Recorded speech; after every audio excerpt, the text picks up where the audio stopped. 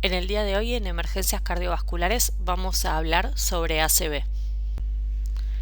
El accidente cerebrovascular, ¿sí? O el stroke, se va a definir como un síndrome clínico que va a ser causado por alguna patología vascular y va a tener determinados signos y síntomas que son rápidamente progresivos y que son muy característicos y se van a deber a la pérdida de una función focal y siempre van a durar más de 24 horas. Recordemos que si el evento dura menos de 24 horas estamos hablando de un accidente isquémico transitorio.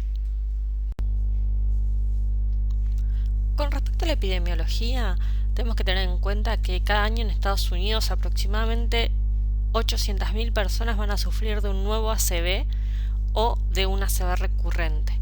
¿Sí? Entonces el ACV va a seguir siendo una de las principales causas de muerte en los Estados Unidos.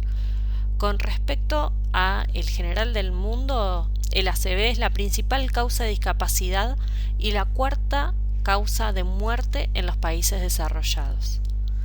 El aumento y el envejecimiento de la población y la evidencia de que la frecuencia de eventos cerebrovasculares en los países en desarrollo es particularmente elevada van a mostrar la necesidad de información epidemiológica en nuestra región. ¿Sí? Como todos sabemos, no hay mucha epidemiología acá en Argentina. Los datos epidemiológicos de la ACV puntualmente son bastante escasos y no hay demasiados estudios realizados en las poblaciones. ¿Sí? Hay un estudio que fue realizado en la ciudad de Junín, provincia de Buenos Aires, donde vieron una prevalencia de 868 casos por cada 100.000 habitantes por año. Esta prevalencia va a aumentar obviamente con la edad, ¿sí? Y en base a ello se estimó una prevalencia global de 473 casos cada 100.000 habitantes por año en la República Argentina. Con respecto a la mortalidad, las muertes por eventos cerebrovasculares, sin que diferenciemos lo que son las causas isquémicas de las causas hemorrágicas, van a ocupar el cuarto lugar luego de los tumores, las enfermedades del sistema respiratorio y las enfermedades cardiovasculares, ya sea infarto o insuficiencia cardíaca. En el año 2015 se produjeron en Argentina 20.911 muertes por eventos cerebrovasculares, que eso es el equivalente al 6,7% del total de muertes con causas obviamente definidas.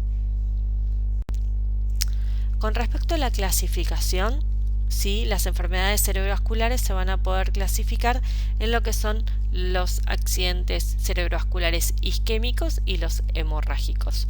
A su vez, los isquémicos pueden ser globales o focales. Dentro de los focales tenemos, como habíamos dicho, el AIT, que es un evento que ocurre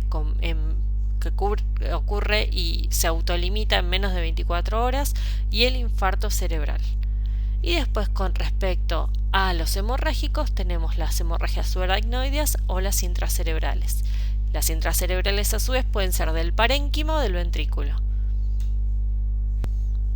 Entonces, como dijimos antes, los principales tipos de ACV van a ser el accidente cerebrovascular isquémico y el accidente cerebrovascular hemorrágico.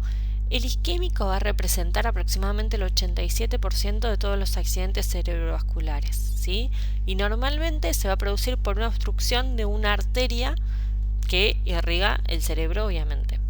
Y los hemorrágicos van a ser aproximadamente el 13% de todos los ACV y van a aparecer cuando un vaso sanguíneo se rompe súbitamente en el tejido circundante. Recordemos que en el ACV hemorrágico está contraindicado el tratamiento fibrinolítico y la anticoagulación. Entre el 80 y el 87% de los ACV van a ser isquémicos, mientras que el 10 al 15% restante de los ACV van a ser hemorrágicos, ya sea hematomas intracerebrales o hemorragias subaracnoideas. El riesgo de stroke, o sea del isquémico que recurra, es del 26% en los primeros 5 años y del 39% dentro de los primeros 10 años. O sea, la tasa es altísima de recurrencia del stroke. Con respecto a identificar los signos de un posible ACV, más o menos creo que todos lo conocemos. Los signos y síntomas van a ser pueden ser desde leve hasta más severos y van a incluir la debilidad o el adormecimiento de la cara o los brazos o las piernas.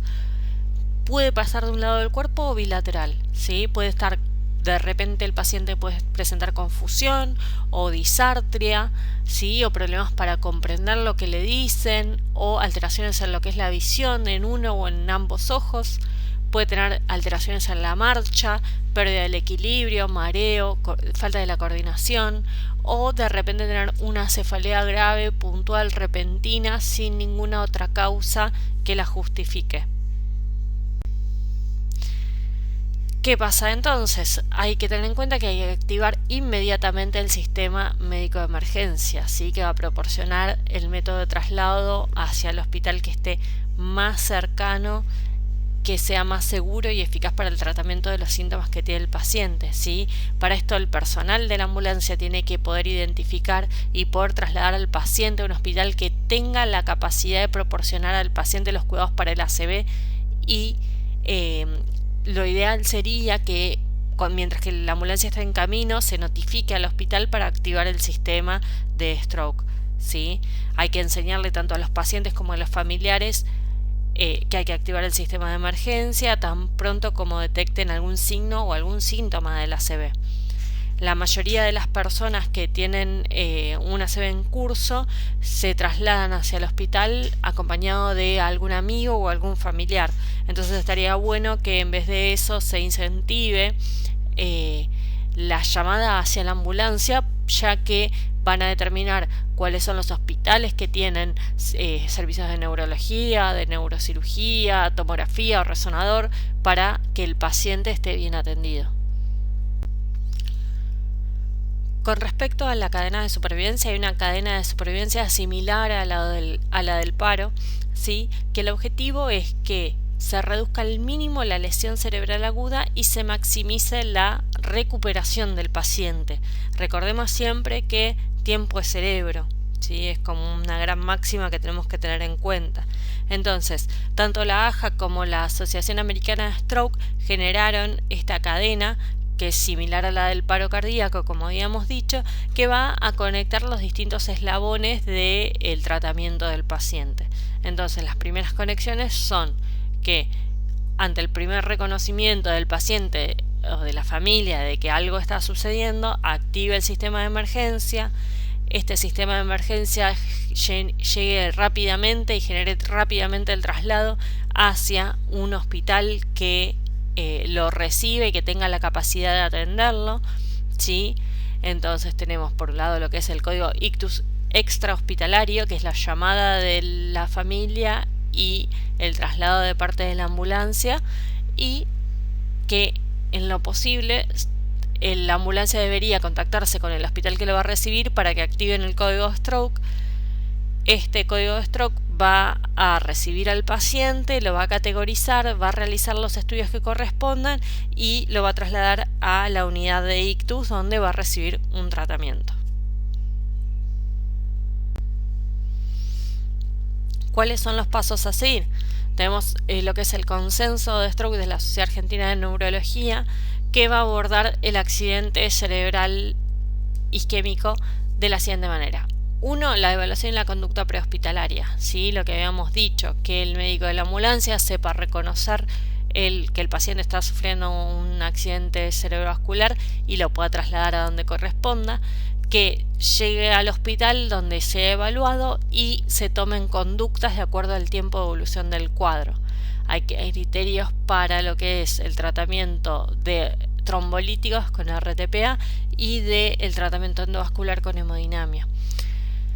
Y posteriormente del tratamiento del agudo, obviamente las conductas del cuidado en lo que es la internación y las conductas de cuidado al. Con respecto a la conducta prehospitalaria, vamos a entender que es el conjunto de acciones que van a ocurrir desde el momento en que se genera el pedido de auxilio desde la comunidad, o sea, del paciente, hasta que arribe al hospital, al efector de salud con la capacidad y la complejidad adecuada para tratar este ACV. ¿Sí? Tenemos que tener en cuenta siempre que por cada minuto que se demora en la atención del ACV se va a perder la cantidad de neuronas que son equivalentes a entre 3 y 6 años de envejecimiento. O sea, esto por minuto. O sea, es altísima la tasa de deterioro si nos tardamos mucho en realizar el traslado y en que el paciente sea bien atendido. Entonces, tenemos que, obviamente, tener en claro que la rapidez del sistema va a ser un rasgo fundamental de la conducta del prehospitalario.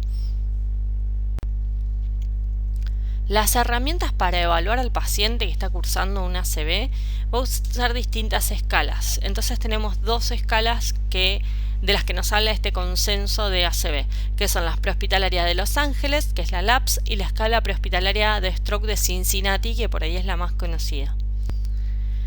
Con respecto a la escala LAPS, va a evaluar diferentes criterios que van a ser la edad, que sea mayor de 45 años, la ausencia de antecedentes de convulsiones o de epilepsia, la duración de los síntomas que sea menor o mayor a 24 horas, que el paciente no esté en silla de ruedas o postrado, ¿sí? La glucemia, que no esté ni hipo ni hiperglucémico, y que tenga asimetría en cualquiera de los siguientes: en la sonrisa, en la aprehensión, o sea, en que te aprieten la mano, ¿sí? Y lo que es la fuerza del brazo. Entonces esto se va a ir marcando en cada ítem si lo tiene o no lo tiene, y se va a hacer la suma. Tenemos otra escala, que es la escala de Cincinnati, que es la que recomienda la AJA, ¿sí? Lo que ellos dicen es que todo el personal que esté en una ambulancia tiene que saber reconocer un ACV usando esta escala, que es muy sencilla, ¿sí? Y ellos consideran que en menos de un minuto el personal médico puede evaluar un paciente, y con esta escala obtenemos una sensibilidad del 59% y una especificidad del 89% a determinar si el paciente tiene o no un ACV, ¿sí? Con un entrenamiento convencional, reconociendo el ACV, el personal médico o cualquier otro tipo de personal, paramédico o lo que sea, encuentra una sensibilidad del 61 al 66% para identificar un ACV, ¿sí? Y si este personal es entrenado en esta escala, la detección del ACV, o sea, identificar que el paciente está cursando un ACV, aumenta entre el 86 y el 97%. Entonces, por eso ellos fomentan el uso de esta escala. Básicamente, esta escala va a evaluar tres resultados de la exploración física, ¿sí? Por un lado, lo facial. Hacer que el paciente sonría o intente mostrar los dientes. Entonces, ¿qué va a pasar? Si el paciente tiene una parálisis, vamos a ver asimetría en el rostro. Después tenemos otra prueba, que es hacer que el paciente cierre los ojos y mantenga ambos brazos levantados con las palmas hacia arriba. Si el paciente tiene alguna alteración neurológica, esa mano, una de las manos, el lado parético o el lado afectado, se va a rotar y va a caer. Y después tenemos lo que es las alteraciones en el habla, ¿sí? Las disartrias, las afasias. Entonces le vamos a hacer que el paciente diga: a perro viejo no se le enseñan trucos nuevos. Y ahí vamos a notar si hay alguna alteración en cómo pronuncia las palabras, ¿sí? Entonces acá tenemos un grafiquito sobre la escala de Cincinnati que nos dice, bueno, claramente lo que es normal y lo que es anómalo. ¿Sí? Si el paciente tiene la mitad de la cara que no se mueve, claramente es anómalo. Si el brazo no se mueve o el brazo cae, es anómalo. Si el paciente no puede pronunciar bien la frase que habíamos dicho o no puede hablar directamente, claramente es anómalo, ¿sí? Entonces, si uno de estos tres signos es anormal, tiene un 72% de posibilidades de tener una ACV el paciente. Si tiene los tres resultados, la tasa de probabilidad es mayor al 85%. Con respecto al triage, ¿sí? Si el paciente llega al hospital por sus propios medios o si se realiza un triage telefónico, este tiene que ser realizado por un personal capacitado, por un personal de enfermería, por ejemplo. No hay que tardar más de 5 minutos. Y es importante que en el interrogatorio se documente cuándo comenzaron los síntomas, qué medicación previa estaba usando y qué antecedentes médicos tenía el paciente. O sea, esto es lo mismo que vamos a preguntar en la ambulancia al familiar o a la persona que esté con la persona con el paciente con el problema, ¿sí? Cuándo comenzaron los síntomas, qué medicación toma siempre, qué antecedentes médicos tiene. ¿Qué pasa con esto? Si nosotros consideramos que tiempo es cerebro y eventualmente si el ACV es isquémico va a necesitar trombolíticos, ¿sí? Si está dentro de las 3 horas, ahora lo vamos a ver bien, la hora de inicio de los síntomas va a ser fundamental porque nos va a hablar si ese paciente se puede o no trombolizar. El uso de medicamentos previos lo mismo, porque si el paciente está anticoagulado va a tener mayor tasa de sangrado, ¿sí? Y lo mismo que tenga antecedentes médicos, si tiene una enfermedad cardíaca, si tiene abuso de drogas, si está embarazada, ¿sí? Todas esas cosas van a entrar dentro de los criterios o no de reperfusión. Estamos de utilización de trombolíticos en realidad.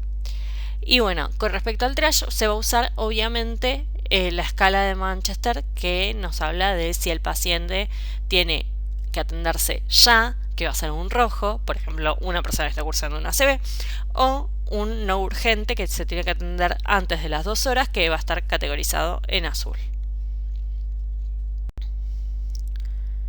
Entonces, las evaluaciones esenciales del sistema de emergencias va a tener que ser identificar los signos y los síntomas del paciente, ¿sí? Entonces, tiene que seguir el ABC de la reanimación, tiene que darle oxígeno adicional a cualquier paciente que tenga un ACV hipoxémico, o sea, que le pongamos el oxímetro que esté saturando menos de 94, ¿sí? O un paciente que no tenés la menor idea cuánto satura porque no tenés oxímetro, dale oxígeno. Mejor que tenga oxígeno de más que de menos en estos casos. Después hay que realizar una evaluación rápida del ACV. ¿Con qué? Con la escala de Cincinnati que ya vimos, ¿sí? Sonría, muéstrame los dientes, extienda los brazos, cierre los ojos y diga tal frase. Eso es básico. Después hay que establecer el tiempo. Lo que dijimos, preguntarle a quien sea que esté con el paciente o si el paciente puede hablar, a qué hora comenzaron los síntomas. Después hay que llevarle al paciente a hacer un triage de la unidad de accidente cerebrovascular, ¿sí? Hay que proporcionar soporte a la función cardiopulmonar durante el traslado, hay que llevar a la persona que estaba en lo posible con el paciente cuando ocurrió el ACV por si hay que preguntarle algo, ¿sí? Lo ideal sería avisarle al hospital al que le estamos llevando al paciente que ese paciente está en camino para activar todo el sistema de stroke y hay que hacerle un hemoglucotest en lo posible durante el traslado para observar el tema de la glucemia. Igual, obviamente todo esto, que no lo dije, es siempre con la escena segura, ¿sí? Uno es la escena segura, después viene el ABC y todo eso, pero siempre la escena tiene que ser segura para el operador. Con respecto a la conducta hospitalaria, se va a regir en el criterio de lo que es la hora de hora, ¿sí? Lo que dijimos, cada minuto que el paciente está cursando el ACV sin revascularizar, está perdiendo entre 3 a 6 años de neuronas. O sea, hay que actuar rápidamente. Entonces, tenemos el paciente con sospecha del ACV que va a llegar a el hospital. En menos de 10 minutos tiene que ser evaluado, tiene que ser triageado, tomadas las muestras.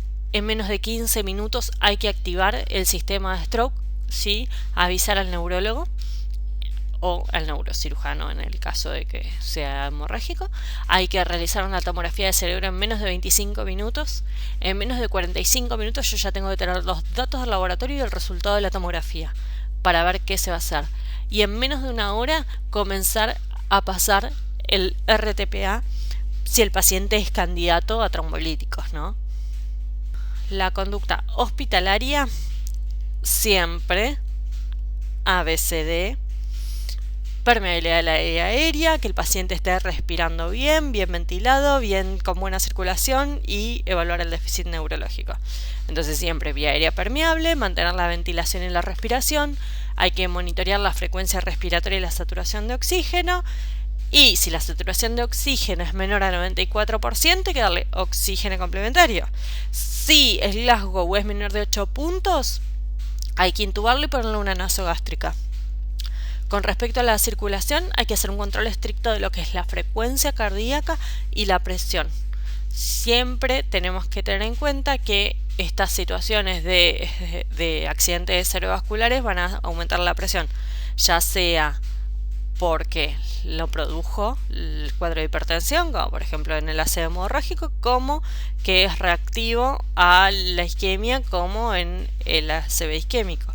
Entonces si bien tenemos que mantener en lo que es los ACV isquémicos una presión alta para mantener la buena perfusión cerebral, el límite de presión que queremos mantener va a ser entre 185 y 110 milímetros de mercurio, ¿sí? En los pacientes que van a ser sometidos a trombolisis.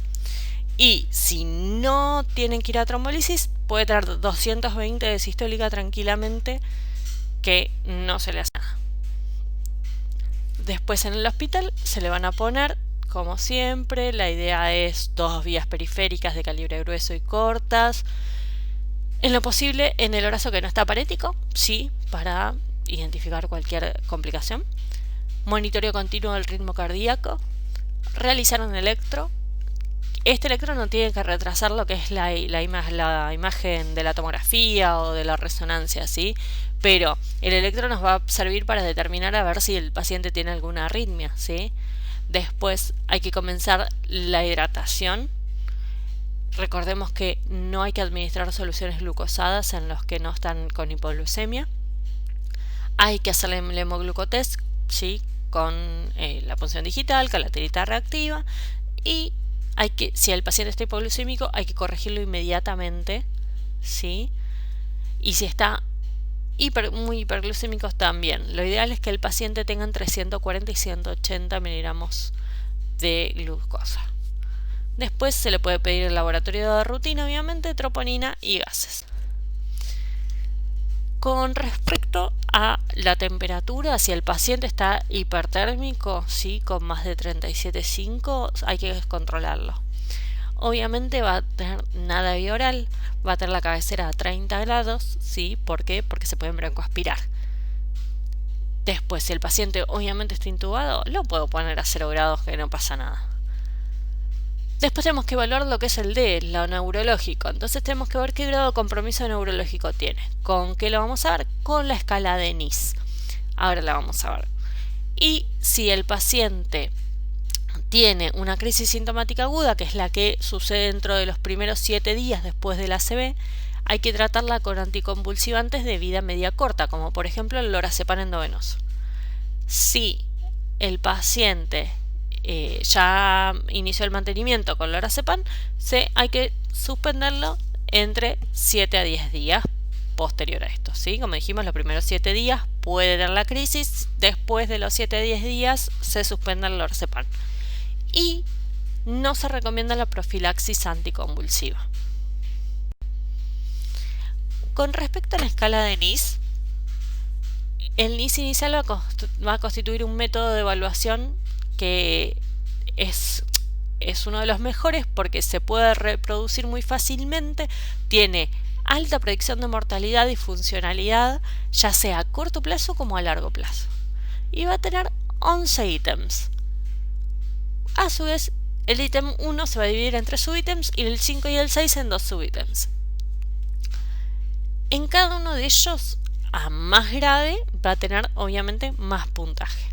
Y el rango total va a ser entre 0 y 42 puntos. Habitualmente, una puntuación que sea menor a 5 va a indicar un ACV menor. Y una puntuación mayor a 20, un ACV extenso. Entonces, ¿qué inferimos de esto? Que si con la valoración de la escala podemos darle un puntaje y los bajos puntajes son ACVs chiquitos y los altos puntajes ACVs grandes, podemos inferir que esto está relacionado con el volumen del infarto que podemos ver en la tomografía, ¿sí? Entonces, si directamente esto está relacionado una cosa con la otra, esta escala nos puede servir de herramienta para ver si le pasamos RTPA endovenoso al paciente. Entonces va a ser un parámetro además para ver si ya le pasamos el RTPA, cómo va evolucionando el paciente, ¿sí? Acá tenemos la escala de NIS. Entonces tenemos uno que es el nivel de conciencia, que esté alerta o no, ¿sí? Se le hacen determinadas preguntas, a ver si está ubicado en tiempo, en espacio, en edad, si responde a órdenes simples como cerrar los ojos, abrir y cerrar la mano, si puede hacer mirada conjugada horizontal, alteraciones en el campo visual, si tiene paresia facial, si tiene alteraciones en lo que es los miembros superiores o inferiores, ¿sí? Si tiene ataxia de los miembros, se explora sensitivamente a ver la respuesta, después se evalúa lo que es el lenguaje, si tiene disartria, si tiene inatención o tiene negligencia, y esto, como dijimos, va a sumar un puntaje. Con respecto a las neuroimágenes, tenemos que tener en cuenta que básicamente tenemos dos que son las básicas, la tomografía y la resonancia. La tomografía, en pacientes que tengan compromiso de la arteria cerebral media, se pueden observar signos tempranos de isquemia en el 60% de los casos a las 2 horas del inicio de los síntomas. Y en el 80% de los casos, más de 6 horas. ¿Sí? O sea, si bien se ve bastante la imagen, es más tardío lo que podemos llegar a ver. En cambio, la resonancia se ve rápidamente, tiene más sensibilidad con respecto a la tomografía. Ya a los 35 minutos podemos ver alteraciones en la resonancia, ¿sí? Que ya podemos ver el edema, por ejemplo, si es un ACV isquémico. Entonces siempre la resonancia va a ser de elección sobre la tomografía. Si tenemos las dos cosas, obviamente la reso. Si no tenemos resonancia, y bueno, hay que arreglarse con lo que hay. Entonces, ¿qué es lo importante de la tomografía? Ver si hay o no hemorragia, ¿sí? Separar si el ACV es isquémico o hemorrágico es lo básico en lo que va a ser el tratamiento del paciente. Entonces la tomografía nos va a ayudar a esto y nos va a ver también a ver si hay alguna otra anomalía estructural que cause este ACV o que signifiquen una contraindicación para pasarle los trombolíticos. Entonces, la tomografía inicial sin contraste, porque yo no sé si es isquémico o hemorrágico, va a ser la prueba más importante del paciente con ACV. ¿Sí? Si no podemos disponer de una tomografía, de un tomógrafo, hay que estabilizar al paciente y trasladarlo a un lugar donde haya tomo.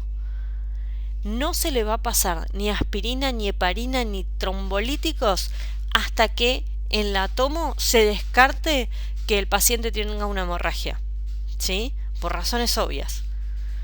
Entonces, la tomografía se tiene que realizar en los primeros 25 minutos desde que llega el paciente al servicio de urgencias y se tiene que interpretar antes de los 45 minutos de realizarla, ¿sí?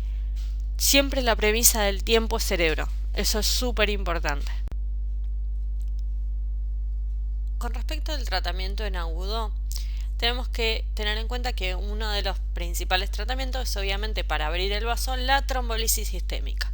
Entonces esto se va a realizar con un trombolítico que se llama RTPA y a quienes se le va a realizar a pacientes que sean mayores de 18 años y que tengan una imagen de tomografía o de resonancia donde se observe una isquemia que sea menor al 33% del territorio de la arteria cerebral media y que a su vez ya sea el paciente o los representantes legales hayan firmado una autorización para realizarlo.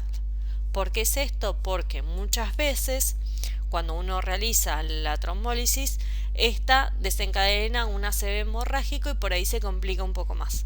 Entonces siempre tiene que tener obviamente una autorización firmada.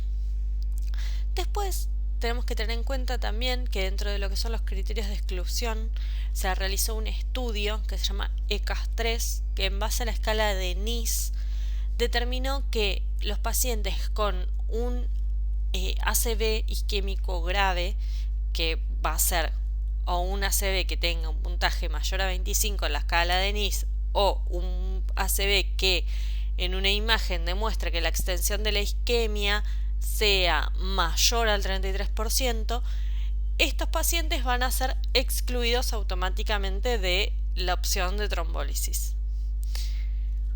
Otros criterios de exclusión que van a ser determinados como los de lo que son los infartos por diferentes valores, que van a ser obviamente cualquier historia de hemorragia, ¿sí? Ya sea de cerebro, que sea intracraneal, cualquier trauma de cráneo en los últimos 3 meses, cualquier ACV isquémico en los últimos 3 meses, un tumor de cerebro, aneurisma cerebral, una alteración en lo que es la vasculatura cerebral, síntomas de hemorragia subaracnoidea, cirugías intracerebrales, evidencias de cualquier otra hemorragia interna activa o cualquier sangrado activo, hipoglucemia severa, endocarditis infecciosas, disecciones del arco aórtico, la presión, como habíamos dicho, que tenían que ser menor a 185 y menor a 110 milímetros de mercurio. Entonces todo paciente que a pesar de pasarle tratamiento antihipertensivo con drogas endovenosas siga manteniendo una TA sistólica de más de 185 va a ser excluido de la ventana para pasar trombolíticos, por más que estemos dentro de las 3 horas. Otro factor obviamente excluyente van a ser cualquier diátesis hemorrágicas, ¿sí? Que se tenga menos de 100.000 plaquetas, que tenga algún tratamiento con heparina, o que esté anticoagulado, o que use en las últimas 24 horas heparina como profilaxis de trombosis venosa profunda, o que use cualquiera de los NOA, de los nuevos anticoagulantes, ya sea el dabigatran, el rivaroxaban, el apixaban, porque por ejemplo el paciente está fibrilado, ¿sí? Todos estos son criterios de exclusión. Después tenemos otros criterios de exclusión que son relativos, ¿sí? Lo mismo que nos pasaba con los criterios de infarto. Entonces, cualquier persona que tenga síntomas de ACV que son menores o que desaparecieron espontáneamente, por ejemplo una IT, puede estar contraindicado el embarazo, las convulsiones, ¿sí? O que esté posictal, cualquier cirugía mayor o traumatismo grave en los últimos 14 días, las hemorragias del tracto urinario o gastrointestinal reciente en las últimas 3 semanas y el infarto reciente en los 3 meses previos. Todas estas van a ser criterios de exclusión relativos. Con respecto a las complicaciones, le estamos pasando a los trombolíticos y se aumenta 4 o más puntos en la escala de NIS, nos está hablando de deterioro neurológico. Entonces tenemos que suspender la infusión de trombolíticos, ¿sí? Y tenemos que realizar una tomografía para descartar que ese ACV isquémico haya tenido una complicación hemorrágica. Después otra complicación transitoria que puede ocurrir es el angioedema orolingual. Esta es una complicación transitoria que va a ser contralateral al hemisferio que está isquémico. Va a ocurrir con una tasa bastante baja, entre el 1.3 y el 5% de todos los pacientes que reciben RTPA, y va a estar asociado al uso de IECAS, ¿sí? Si ocurre esto, lo mismo, se suspende la infusión de RTPA, se considera el tratamiento de la vía aérea, ¿sí? Siempre garantizando la ventilación y la vía aérea, y se administra hidrocortisona 100 miligramos, ranitidina 50 miligramos y difenidramina o Benadryl 50 miligramos. Acá tenemos más o menos un cuadrito que nos va a hablar de lo que es el ACV isquémico y el ACV hemorrágico en un algoritmo. Entonces tenemos el ACV isquémico que tiene criterios de pasarle trombolíticos. Entonces, nos fijamos, ¿tiene una TA menor a 185-110? Si tiene una TA menor a 185-110, se monitoriza la tensión arterial cada 15 minutos durante las primeras 2 horas y cada 30 minutos durante las siguientes 6 horas, y durante las 16 horas siguientes se va a seguir monitorizando cada 60 minutos. Si mantiene la TA entre 180 y 230 o entre 105 y 120 la diastólica, hay que monitorizarlo cada 15 minutos durante las primeras 2 horas, cada 30 minutos durante las siguientes 6 horas y cada 60 minutos en las siguientes 16 horas. Con respecto a los pacientes que estaban hipertensos, ¿sí? Que no tenían la TA menos de 185, se le puede administrar la betalol de 10 a 20 miligramos endovenosos, que lo podemos repetir una vez más. Si con esto no baja, se puede utilizar nicardipina, 5 miligramos hora endovenoso, sino hidrasalazina o enalaprilato. Si la TA no se controla o la diastólica permanece mayor a 140 milímetros de mercurio, tenemos que considerar pasarle NPS, ¿sí? Lo ideal es de 0,25 a 10 gamma kilómetro. Si la TA permanece, a pesar de las drogas, a pesar del nitroprusiato, en más de 185 o 110, se contraindica absolutamente el uso de fibrinolíticos.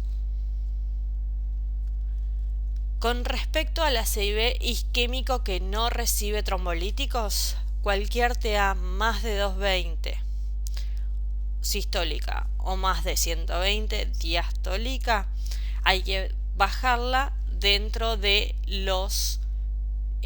las primeras 24 horas en un 15%. ¿Cómo? Como la anterior, lo que habíamos dicho, o el labetalol, o la nicardipina, o la hidralazina, o el enalaprilato. Si no tiene la TA en más de 220 y más de 220-120, en las primeras 24 horas no se trata la hipertensión, ¿sí? Por ejemplo, si no es candidato a trombolíticos y tiene 190 de sistólica, no le vamos a tratar la TA, ¿sí? Va a tomar la medicación habitual antihipertensiva que tomaba siempre después de las primeras 24 horas, ¿sí? Siempre y cuando el paciente esté estable neurológicamente, ¿sí? Que pueda tragar, que no tenga riesgo de aspirarse ni nada. Con respecto a los conceptos fundamentales, lo que es importante saber son las 8D de atención del accidente cerebrovascular. Entonces vamos a tener la detección, reconocer rápidamente los síntomas de ACV. El despacho, activar el sistema de alarma, ¿sí? Activar el sistema de ambulancia tempranamente, recordemos tiempo de cerebro. Derivación, identificar y manejar el transporte en la ambulancia, ¿sí? El paciente tiene que ir a donde tengan las posibilidades de tratarlo mejor. Determinación, el triage tiene que ser apropiado a la unidad de accidente cerebrovascular, lo que dijimos, no se lo lleva a un lugar donde no tienen tomografía, ¿sí? Lo ideal es que sea un lugar que tenga todo, que tenga neurólogo de guardia. Datos, triage, evaluación y manejo rápido dentro de la sala de urgencia. Entonces, el paciente llega al hospital, hay que triagearlo rápido, como dijimos, con los tiempos de la hora de oro, ¿sí? Que tenga la evaluación por imágenes dentro de los 45 minutos, ¿sí? Y que pueda ser manejado rápidamente. Entonces hay que tomar la siguiente, que es la decisión, ver la experiencia del lugar en lo que son los accidentes cerebrovasculares y elegir la terapia que corresponda. Y ahí vamos a la de siguiente, dispositivos o fármacos, ya sea terapia fibrinolítica, si el paciente tiene criterios de inclusión de la terapia, o terapia endovascular con hemodinamia. Después tenemos lo que es la disposición, ¿sí? Ver si el paciente va a un lugar donde tengan una unidad de ACV o una unidad de cuidados intensivos para tratarlo, ya sea durante el tratamiento de infusión de fibrinolíticos o en el post pasaje de fibrinolíticos, ¿sí? Entonces, repasando los periodos de tiempo crítico de lo que decíamos de la hora de oro de la llegada al hospital. El paciente tiene que ser evaluado dentro de los 10 minutos, ¿sí? Neurológicamente tiene que ser evaluado inmediatamente, no pueden pasar más de 25 minutos desde que el paciente llega hasta que lo evalúa un neurólogo. Y le realiza la tomografía de cráneo. En menos de 45 minutos habíamos dicho que tenía que tener el laboratorio completo y la tomografía interpretada. En menos de 60 minutos lo ideal es que ya se esté administrando el fibrinolítico si corresponde, ¿sí? Entonces tenemos dentro de lo que es el tratamiento fibrinolítico lo que es la ventana, que es entre 3 horas y 4 horas y media en determinados pacientes que son seleccionados. Y lo que es el tratamiento con hemodinamia se puede realizar hasta las 6 horas. Igual recordemos siempre que hay que actuar rápido porque el paciente va deteriorando cada minuto que no le está llegando oxígeno al cerebro. Cada minuto que ese vaso está cerrado, está deteriorando cada vez más. Y dentro de las 3 horas de que el paciente fue evaluado por primera vez, tiene que estar ya en una cama de terapia. Entonces, ¿qué cosas son recomendadas y qué cosas no son recomendadas en la última guía de ACV de la Sociedad de Neurología? Que el paciente no traumatizado sea evaluado y que se implemente lo que es el ABC. Que se inicie una valoración cardiológica, ¿sí? A ver si tiene alguna arritmia o algo que haya producido el ACV. Si tiene una oxigenación menor al 94%, tiene que recibir sí o sí oxigenoterapia. Tiene que tener una vía venosa periférica, preferentemente del lado que no está parético, habíamos dicho. Tiene que determinarse la glucemia inmediatamente, no puede estar ni hipo ni hiperglucémico, ¿sí?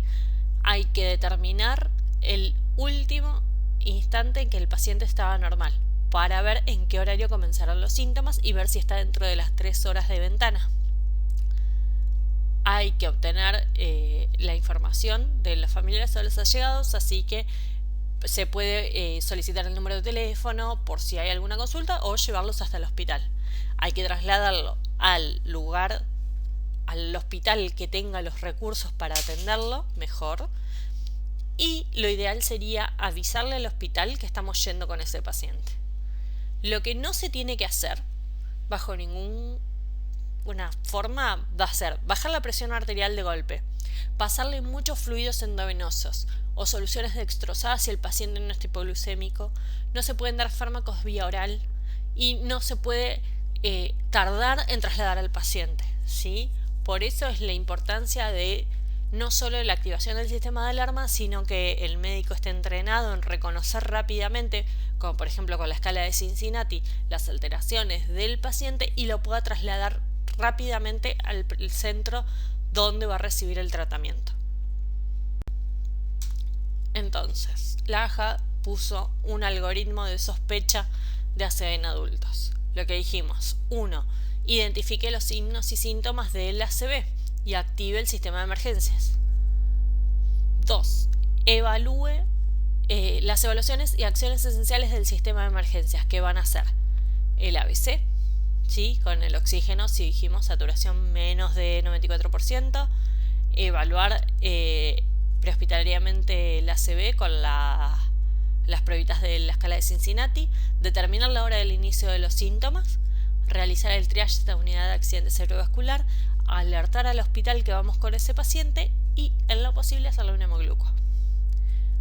En lo que es el punto 3, que ya llegamos al servicio de urgencia, en los 10 minutos inmediatos, el médico del hospital tiene que evaluar el ABC de la reanimación y los signos vitales del paciente, le tiene que pasar oxígeno si está hipoxémico, tiene que ponerle 2 vías, como dijimos, preferentemente en el brazo que no está parético, y tomar sangre para hacer los valores de laboratorio.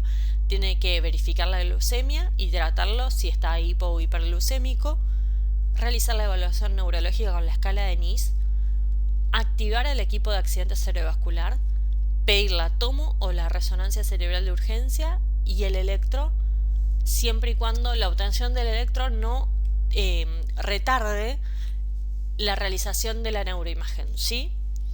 Después, como punto 4, o sea, dentro de los primeros 25 minutos, el equipo de ACV o la persona que esté designada a realizar las pruebas del ACV tiene que realizar una evaluación neurológica inmediata.